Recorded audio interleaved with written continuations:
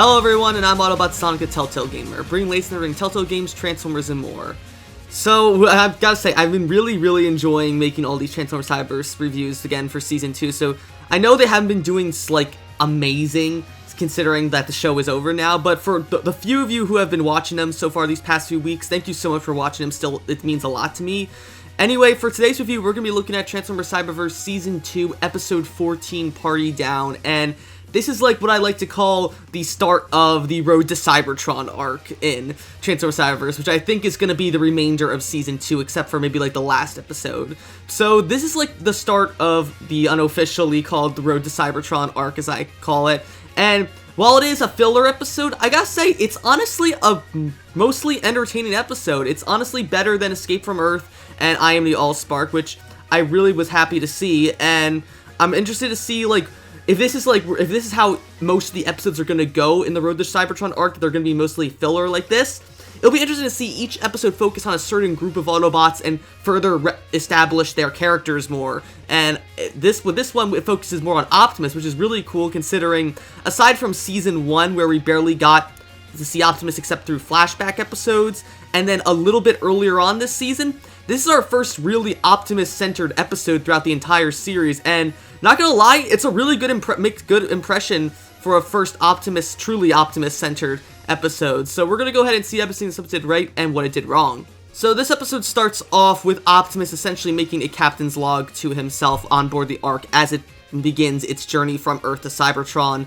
And after reading through like just some of the wiki entries, this is the last time we're seeing Earth in Transformers Cyberverse. So that's really interesting to see that really we're gonna get our first real Transformers show not focused on Earth. I mean, of course we had the War for Cybertron Netflix series, but like a main Transformers show. This is our first real main Transformers show that we're basically done with Earth for the remainder of this series. That the rest of this season, as well as seasons 3 and 4, all focus on Cybertron, but I presume probably other alien planets as well.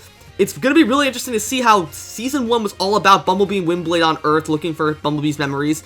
And then the first half of the season was Optimus battling the Megatron Decepticons on Earth, dealing with Starscream as well. But now we're just done with Earth. We're just going to focus on getting to Cybertron, and then seasons 3 and 4 are going to be about Cybertron and the other planets around it. So I'm really interested to see where that goes. So as Optimus begins his captain log, it basically just summarizes what's been going on since the events of Escape from Earth, that the Ark is currently en route to Cybertron after they believe the Decepticons destroyed the space bridge. But what they don't know is, as we saw in the end of Escape from Earth, Shockwave faked the space bridge being destroyed, and the Decepticons already at Cybertron just waiting for the Autobots to arrive there. So we see like all the Autobots just getting around and just going about their daily business when Optimus suddenly receives a distress call from Bumblebee to come down to the hangar. So Optimus just hurries on down there, and when he gets there though, he sees that there's no problem, but instead it's a surprise party that Bumblebee and the rest of the Autobots have thrown aside for Optimus and all the other Autobots just to celebrate their victory over Starscream and to prepare for going home with the Allspark. And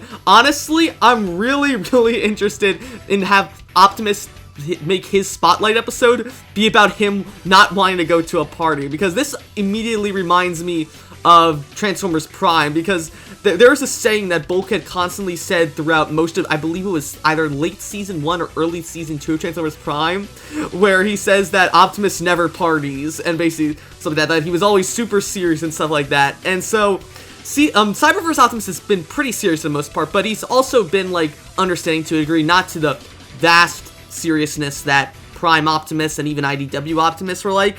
Cyberverse Optimus still has a little bit of humor to him like G1 Optimus, but G1 Optimus is a lot more humorous in that regard. So it's cool to see Cyberverse Optimus just have a lot more character and be more awkward. But there's this really cool gag where after everyone is shouting at Optimus, wanting him to make some big like grand speech for all of them, Optimus is seen like visibly like panicking because looks like he's having an anxiety attack to the point where his battle mask just clasps over his mouth. And I remember seeing an interview with Randolph Hurd, who was the head story writer for Transformers Cyberverse. He'd say that he actually intentionally put this in Cyberverse as a way of like kind of simulating an anxiety tick for Optimus. So this is Optimus's anxiety tick that whenever he just feels threatened, his battle mask just comes down.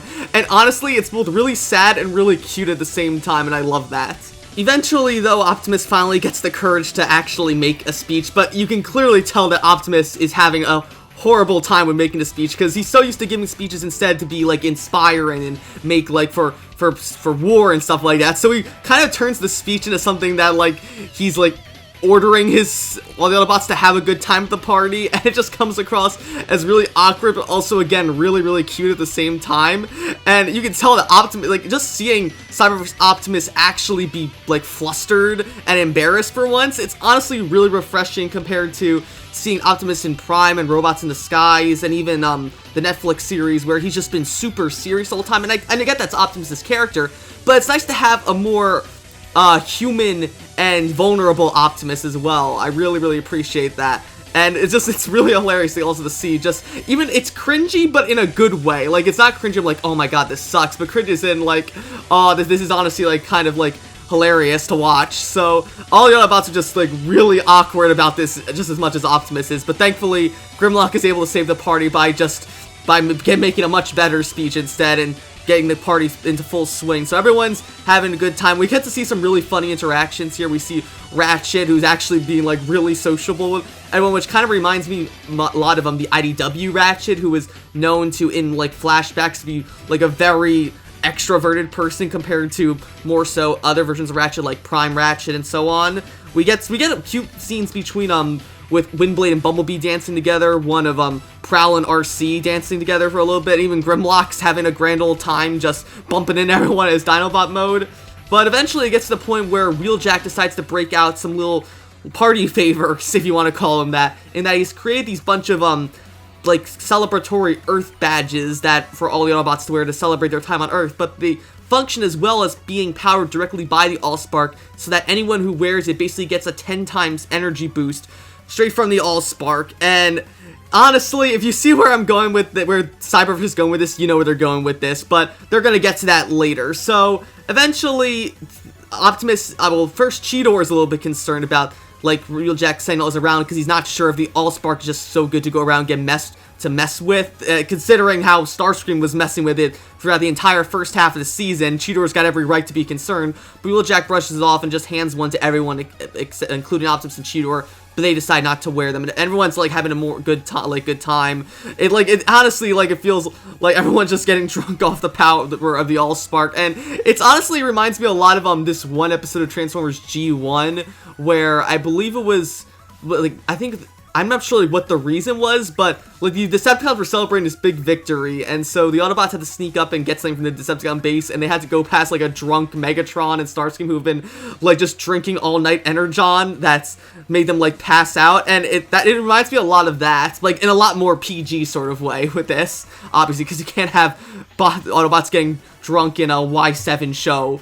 But anyway, while they're partying and all that, Starscream is stuck watching the party go down in his cell, and he's just totally annoyed with the whole thing, as Starscream usually is. But as he's doing it, Wheeljack comes in to give more Earth badges to the two Autobots that are guarding Starscream, but he ends up accidentally dropping one of them unbeknownst to any of them, and it slips into Starscream's cell, which he gets a sinister look in his eyes for as he starts to tinker with it. Anyway, we cut back to Optimus, who has left the party and is instead standing outside the Ark, just on the roof of it, just chilling out, as most introverts do during parties. So Optimus, from one introvert to another, I can totally understand you. And then Cheetor just comes out to visit him as well, because we saw earlier on in this episode that Cheetor also didn't really fit in at a party. He felt very ostracized from everyone else, which honestly fits considering that he's literally the embodiment of the Allspark, and that he's really only been alive for a couple, maybe decades at most. So the point that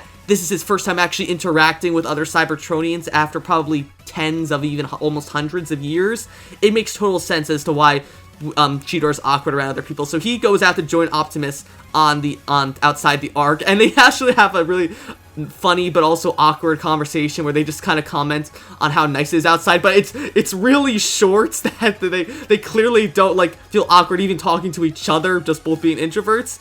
And honestly, just someone who just, this episode speaks to me personally, just someone who feels just as awkward at big parties like Optimus and Cheetor are doing.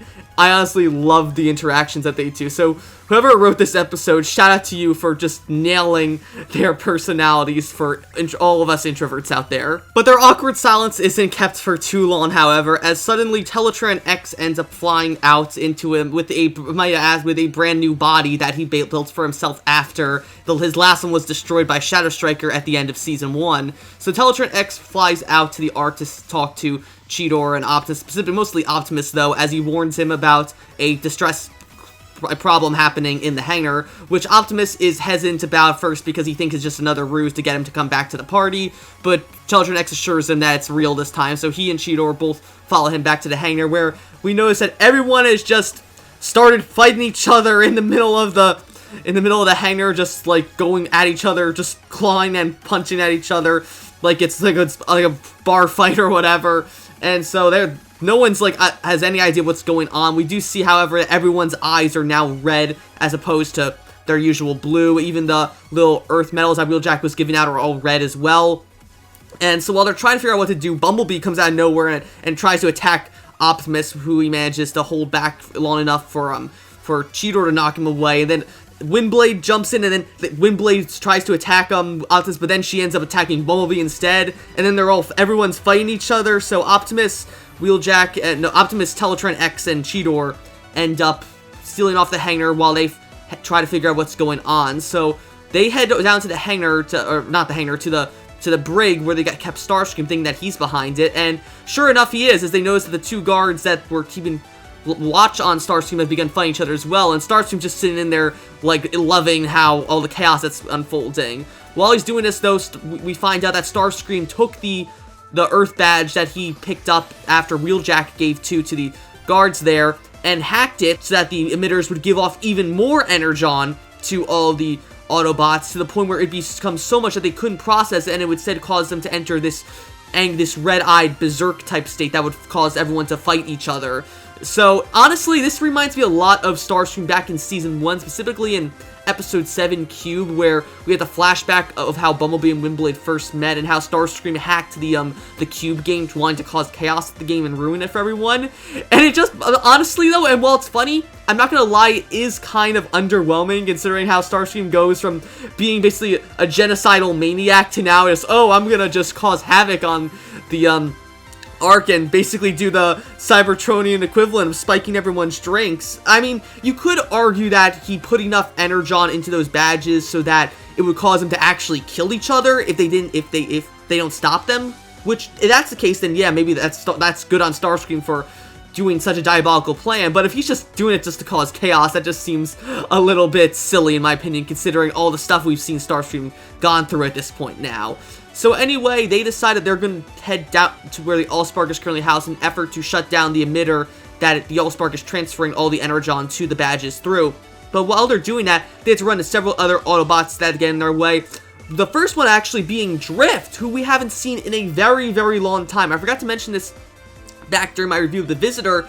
Drift actually showed up for a split second in one of these scenes there, but this is the first time we've actually seen him in full since Season 1, Episode 10, McAdams, when in that episode he was still a Decepticon as Deadlock, wanting to defect to the Autobots. This time, though, he's completely Drift and actually has a brand new body type as well, specifically based off his appearance in the IDW comics towards the in the early 2009 comics. In this one, where he had the more bulky design, but he was still clearly like inspired by a sports car. That's what Cyberverse Drift's design, instead of more so like his More Than Meets the Eye or Lost Light appearances, or even his Robots in Disguise 2015 or Bayverse appearances. I like that they took his original IDW appearance as opposed to either his More Than Meets the Eye or Lost Light appearance. Not saying I like those designs more. His Lost Light appearance is actually my favorite design ever, but it's cool to see that classic 2009 design is being used more in different Transformers media. So Optimus refuses to fight Drifts though, but instead decides to try and hold him off until Windblade comes out of nowhere and attacks them as well, but she ends up fighting Drifts, so the two of them are busy while allowing Optimus, Cheetor, and Teletran X to all get ahead. But eventually they come into contact with Grimlock now, who is all souped up on the extra energon and is Autobot mode, spewing fire everywhere, though Teletran X decides to take care of him by activating the Ark sprinklers and shutting and basically extinguishing all the fire, and that stuns Grimlock long enough for Optimus to knock him out and have them keep going, to the point where eventually with Bumblebee, Wheeljack, and all the other Autobots have broken out of the hangar finally and are charging them. So Optimus just transforms into his truck form and has Cheetor and Teletron X jump on top of him while he uses the Autobot shield as like basically a battering ram to run through all the Autobots to get to the Allspark chamber. At this point, Teletron X tries to calculate a way to shut down the emitter, but Optimus just ends up smashing it, and it does the exact same thing, therefore disabling all the badges and turning all the Autobots back to normal. And this is where the episode comes to an end, with basically all the Autobots just cleaning up after the mess that was caused by them just going into a berserk state. And it seems Cheetor laments the fact that the party was essentially ruined by Starscream, but Optimus then decides to bring the spirit of the party back by just walking out into the middle of the room and just doing the cringiest robot dance I have ever seen. And it's funny to see Optimus do it because it kind of reminds me a lot of G1 Optimus in that he was really kooky at points like that. Like, you had G1 Optimus who played basketball with the Autobots and other humans, for example. So it's cool to have like a silly Optimus like that again, but I can't deny how cringy it is on one half of me. So, but anyway, that's enough. Like, the sight of seeing Optimus of all Autobots dancing is enough to get all the other Autobots back into the mood to party more. And as that, the episode just ends. And honestly, this was a scene, I'm not gonna lie, this was a scene that I had seen like out of context about a year or two ago. So I knew this scene was coming, but just seeing it in context now, which is absolutely hilarious. And shout out to Boulder Media or Allspark Animation. You guys made a really hilarious episode with this, and thank you all so much for it.